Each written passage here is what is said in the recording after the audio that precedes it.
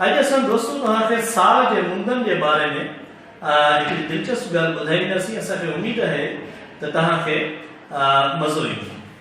साल जी जेका मुंदनि जी तरतीब आहे, साल में 4 मुंदूं थींदियूं आहिनि, पर उन्हनि जी तरतीब जेका कुदरती तरतीब आहे सा कुझु हिन रीति आहे जो उन में सभ खां पहिरीं सियारो ईंदो आहे, उन खां पोइ बहार ईंदी आहे, उन खां पोइ उन्हारो ऐं आख़िर में सभिनी खां सराउ ईंदो आहे। त दोस्तों ये साल जूं 4 मुंदूं आहिनि। जेको आहे सो हिकिड़ो बैत बि आहे प्राइमरी में ॻायो चइनि मुंदनि जो राग।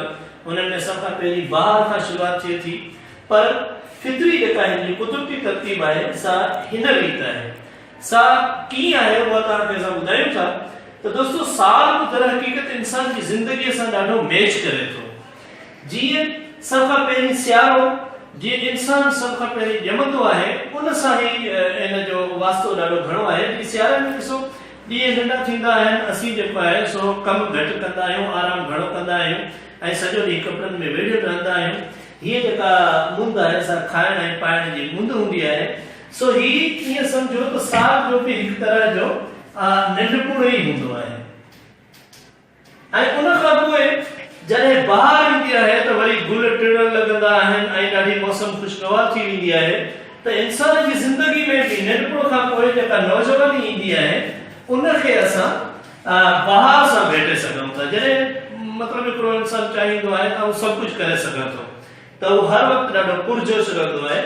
उन खां पोइ जीअं साल में उन्हारो ईंदो आहे त इंसान जी ज़िंदगी बसि साॻे नमूने इन में भरपूर जेका जवानी हूंदी आहे उहा अची वेंदी आहे।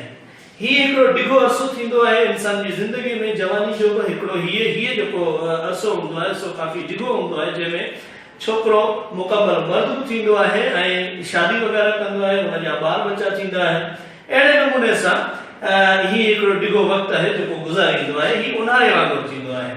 उन खां पोइ आख़िर में जीअं साल जो सरो अची वेंदो आहे, पछाड़ी थींदी आहे, हर शइ जा फल छणण लॻंदा आहिनि ऐं साल पंहिंजी पुॼाणीअ ॾे वधंदो आहे। त इंसान जी ज़िंदगी बि जवानीअ खां पोइ पीढ़ीअ ॾे वधंदी आहे ऐं इंसान बि पंहिंजे पुॼाणीअ वारे सफ़र ॾे पंहिंजी शुरूआत कंदो आहे।